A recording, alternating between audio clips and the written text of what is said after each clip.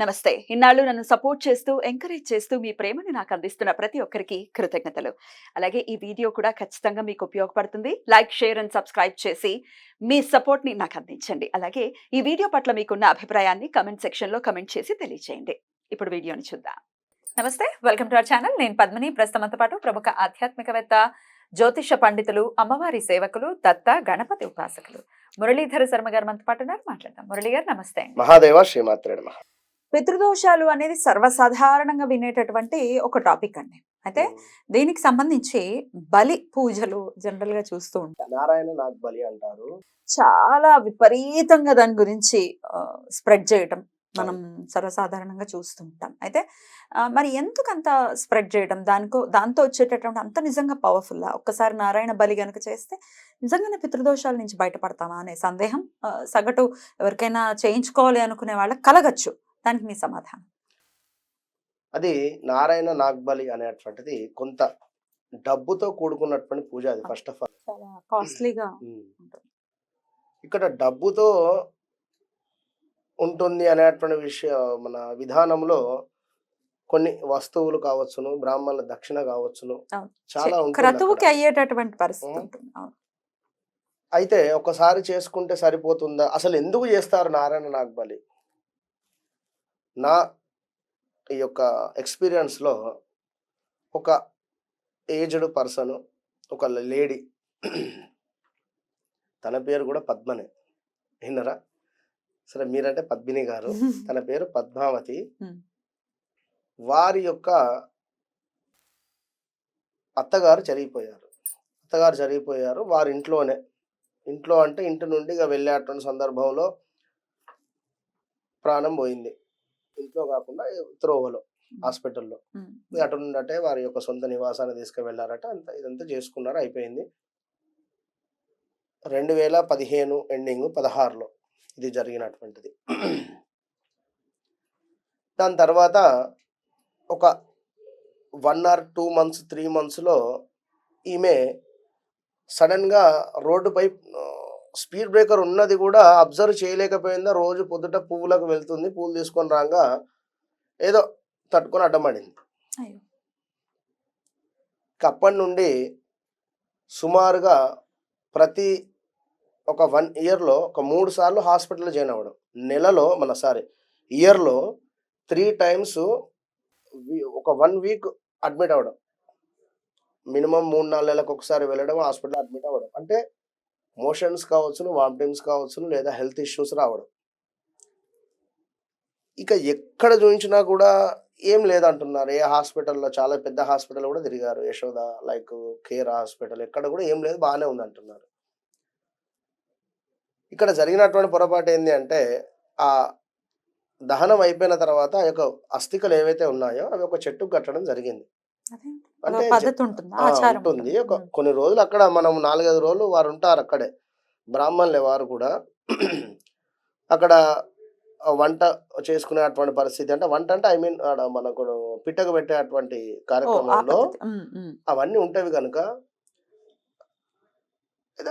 చివరి రోజు అది తీసుకొని కాశీకి కానీ ఎక్కడికైనా పంపించేటువంటి సందర్భంలో అక్కడ రోజు అక్కడ వెళ్తున్నాం. ఎందుకంటే ఖచ్చితంగా 4-5 రోజులు అక్కడికి వెళ్ళాలి. ప్రతిరోజు నిత్యకర్మ ఉంటుంది.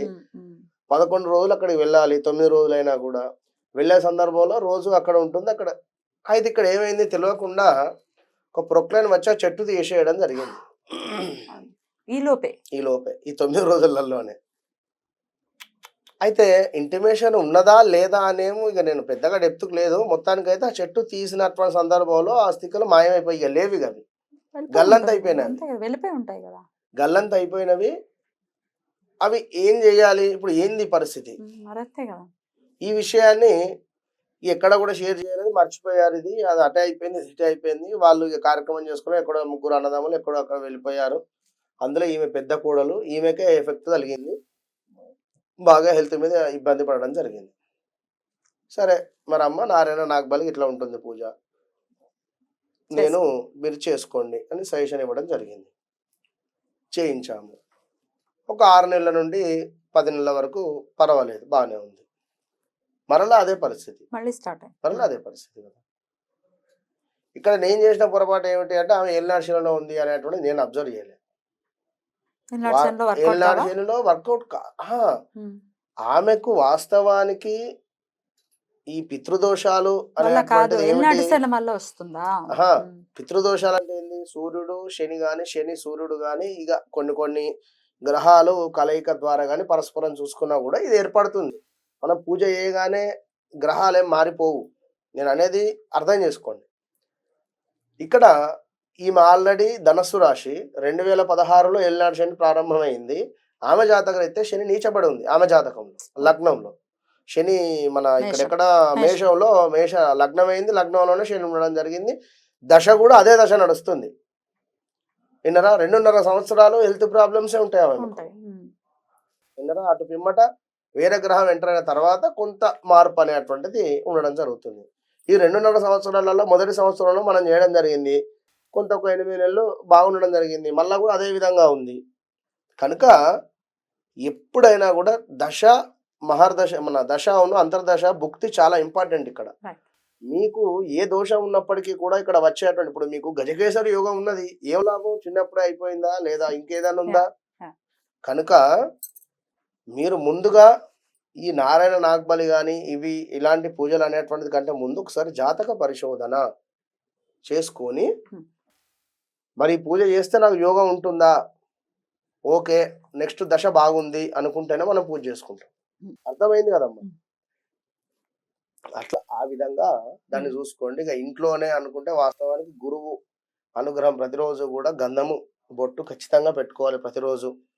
అదే విధంగా మీరు భోజనం చేసేటువంటి సందర్భంలో భోజనాన్ని కూర్చునేటువంటి సందర్భంలో ఒక ముద్ద తీసి పక్షులకు కానీ కాకి కానీ పెట్టేటువంటి ప్రయత్నం చేయండి. ప్రతి అమావాస్య రోజు ఖచ్చితంగా కూడా పెద్దవాళ్ళ యొక్క పేర్లు చెప్పుకొని మీరు ఆ యొక్క సాహిత్య దానాన్ని ఇచ్చేటువంటి ప్రయత్నం చేయండి. ఎట్ ద సేమ్ టైం దక్షిణం వైపుగా కూడా కూర్చొని పెద్దవాళ్ళ అంటే మీ కులానికి తగ్గట్టుగా పెద్దవాళ్ళ పేర్లను చెప్పుకొని చక్కగా కూడా తర్పయామి పేర్లు చెప్పుకొని తర్పయామి ఒక 3 సార్లు నల్ల నువ్వులు నీళ్లు దక్షిణ వైపుగా కూర్చొని తర్పయామిని విడిచిపెట్టండి. ఇదొకటి. విన్నారా? ఇవేవి లేని సందర్భంలో చక్కగా కూడా మీరు ఏదైనా వృద్ధ ఆశ్రమాలు ఉంటాయి కదా, ఆ వృద్ధ ఆశ్రమాలలో ముసలి వారికి ఏమైనా కప్పుకోవడానికి దుప్పట్లు కావచ్చును, వారికి వస్త్రాలు కావచ్చును, ఏవైనా కూడా పంచిపెట్టండి ఇక్కడ. కానీ మీరు ఏదో ఎక్సైట్మెంట్ అయిపోయి ఏదో మీరు మోసపోయేటువంటి ప్రయత్నం కాకండి. ఎందుకంటే అందరము చేస్తున్నాము, పూజలు చేయటం లేదని కాదు, కానీ చెప్తున్నాను. రైట్. ఇంకొక ప్రాక్టికల్ ప్రాబ్లం కూడా ఒక్కసారి మాట్లాడుకునే పరిస్థితి ఉందండి. ఎందుకంటే ఎవరైనా మన పెద్దవాళ్ళు ఎవరైనా కానీ వాళ్ళు మిమ్మల్ని ఎలా అయినా ట్రీట్ చేయనివ్వండి, లేకపోతే మీకు ఆస్తులు ఇవ్వనివ్వండి, ఇవ్వకపోనివ్వండి, ఖచ్చితంగా ఒకవేళ జరిగిపోయిన తర్వాత ఒకవేళ చనిపోయిన వాళ్ళని తిట్టుకునేటటువంటి పరిస్థితి కూడా ఉంటుంది. వీడు పోయాడు, వీడికి ఇంత చేయాల్సి వస్తుంది, ఇంత ఖర్చు పెట్టాల్సి వస్తుంది అని అనుకుంటే ఎట్లాంటి కర్మ వెనక్కి వస్తుందండి? మనకి జన్మనిచ్చారు, లేకపోతే మన మామగారు ఉన్నారు, మన భర్తకి జన్మనిచ్చాడు అనేది కూడా లేకుండా తిట్టుకునేటటువంటి పరిస్థితి చూస్తున్నాము. ఇది నిజం. ఇందులో ఇది చెప్పడంలో ఎటువంటి భయం లేదు. 100%. మరి ఇట్లా తిట్టుకుంటూ ఒకవేళ చేస్తే ఆ ఆత్మకు ఉండేటటువంటి ఘోష, లేకపోతే అది పరిస్థితి అయితే కర్మ తిరిగి వస్తుందో ఎట్లాంటి పరిస్థితులు అనుభవించాల్సి ఉంటుంది? ఇప్పుడు మీ యొక్క పిల్లలకు ఒక బర్త్డే చేస్తున్నారు, ఏమని చేస్తారు మనసులో?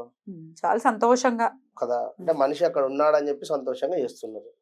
వాడు ఉన్న రోజులైతే మీకు ఎంతగా సేవ చేశాడో, లేదా తనకు సంబంధించి ఎట్లాగో పెట్టారా పెట్టలేదా భగవంతుడికి తెలుసు. పెట్టకపోతేనే తిట్లు. ఇప్పుడు ఆస్తి ఇవ్వలేదు, ఈ ఖర్చులు వచ్చాయి, ఇట్లాంటివేవో ఇచ్చినా కూడా తిట్టే వాళ్ళు ఉన్నారు. రేపటి రోజు అనేటువంటిది ఉంటుంది, మీకు పిల్లలు అనేటువంటి వారు ఉన్నారు, తప్పకుండా ఏదైనా కూడా తిరిగి వస్తుంది. నేను ఇంత తక్కువ వయసులో నేను మీకు చెప్తున్నాను, నాకు ఎంతో అనుభవం అయింది వాస్తవానికి కూడా. కనుక ఎంత సహనంగా ఉంటే ప్రతిదాన్ని నవ్వుతూ ఆస్వాదిస్తూ ముందుకు వెళ్ళండి అంతే, ఖచ్చితంగా. కానీ లేదు అంటే మాత్రం ఖచ్చితంగా మీరు అనుభవించాల్సి వస్తుంది. జాగ్రత్త. ఒకసారి చనిపోయిన తర్వాత ఎలా తిట్టగలుగుతారు ఆ మనిషిని? ఆ మనిషి ఎవరైనా కానీ ఉంటారమ్మా, ఎందుకు ఉండరు తల్లి, ఖచ్చితంగా ఉంటారు. ఇప్పుడు తప్పు కదా, మడి ఆచారాలు పాటించడం కానీ లేదా ఇంకేదో ఉంటవి. ఈ ఉదయం నుండి ఆచరించేటువంటి సందర్భంలో వీరికి శరీరం సహకరించక కూడా ఉంటుంది, తిట్టుకుంటారు. లేదా ఏమో సచ్చినోడు మంచిగానే చచ్చిండు, నెలకొకసారి మనల్ని చంపుతున్నాడు అని కానీ, లేదా సంవత్సరానికి ఒకసారి అని కానీ. మరొకటి నేను మెయిన్గా ఈ వీడియోలో చెప్పేటువంటిది ఏమిటి అంటే, చనిపోయినటువంటి వారు ఎలాగో వారు కీర్తిశేషులు అయిపోయారు. వారి పేర్ల మీద పితృదోషం ఉంది అని మిమ్మల్ని ఏదో మభ్యపెట్టడానికి కూడా ఆస్కారం లేదు. నేను ఎక్కువ ఎవరికి చెప్పను. ఏదో కుజదోషమా కాలసర్పదోషం ఇంత మట్టుకే. పితృదోషము మీకు ఈ పని రావటం లేదు. ప్రతి పనికి ఆస్ట్రాలజీలో ప్రతి పనికి ఇక్కడ మనకు ఆన్సర్ ఉంది. ఏది? వృత్తి శనికారకుడు, సంతానము గురువు కారకుడు, మన డబ్బులు చంద్రుడు కారకుడు, ఇవన్నీ ఉన్నవి కదా. ఇవి మీ జాతకంలో ఈ గ్రహాలు ఎక్కడ ఉన్నవి? నీచబడున్నావా మంచుకున్నావా? అవి చూసుకొని మీరు ముందుకు వెళ్ళ. పితృదోషము అంటే ఉండనివ్వండి. అది దానికి సంబంధించింది ఎప్పుడైనా మీరు నాసిక్ కానీ త్రయంబకేశ్వర్ కానీ కాశీకి కానీ వెళ్ళినప్పుడు చేసుకుందరు.